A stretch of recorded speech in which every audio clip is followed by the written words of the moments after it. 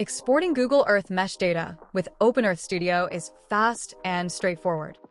When Studio opens, you'll see the map view on the left and your task history on the right.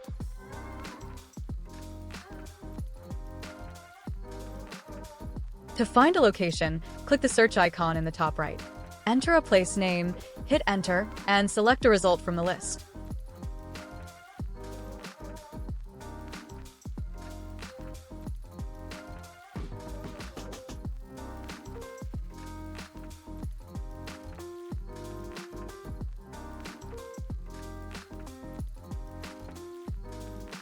Then, drag and resize the bounding box to define your area of interest.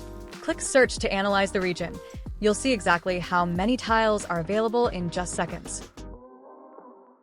Next time you log in, Studio will remember your search and let you resume where you left off.